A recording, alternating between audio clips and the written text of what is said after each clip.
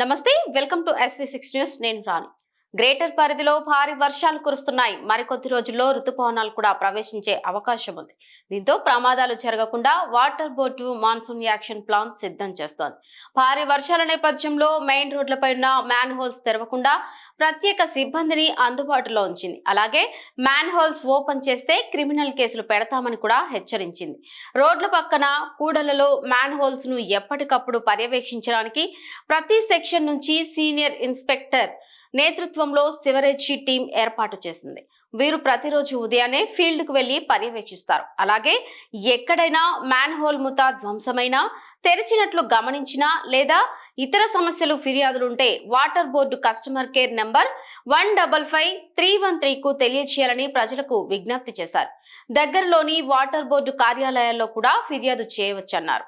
Man whole మూత తెరిస్తే criminal case నమోదు చేస్తామని, నిందితులకు జరిమానాతో పాటు కొన్నిసార్లు జైలు శిక్ష కూడా పడుతుందని వాటర్ బోర్డు అధికారులు హెచ్చరిస్తున్నారు. సిటీలో లోతైన మ్యాన్ హోళ్లతో పాటు 25,000కు పైగా మ్యాన్ హోళ్లపై ఇప్పటికే సేఫ్టీ గ్రిల్స్ బిగించినట్లు, మెయిన్ రోడ్లపై ఉన్న వాటిని కవర్స్ తో సీల్ చేసి రెడ్ పెయింట్ వేశారు. వర్షాకాలం మాన్సూన్ యాక్షన్ ప్లాన్ లో భాగంగా emergency response team, safety protocol team వాహనాలను కూడా అందుబాటులో ఉంచారు. ఫీల్డ్ లో పనిచేసే సిబ్బందికి రక్షణ పరికరాలు అందించారు. ఈ బృందాలకు కేటాయించిన వాహనాల్లో జనరేటర్ తో కూడిన డీ వాటర్ మోటార్ ఉంటుందని తెలిపారు.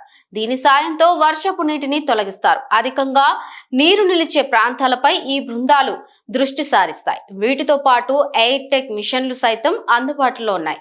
మ్యాన్ హోళ్ల నుంచి తీసిన వ్యర్థాలని ఎప్పటికప్పుడు తొలగిస్తారు. ఇందులో భాగంగా పారిశుద్ధ కార్మికులు, సిబ్బందికి విధులు నిర్వర్తించేటప్పుడు తీసుకోవాల్సిన జాగ్రత్తలు, అత్యవసర సమయాల్లో ఎలా పనిచేయాలనే దానిపై శిక్షణ కూడా ఇస్తున్నారు.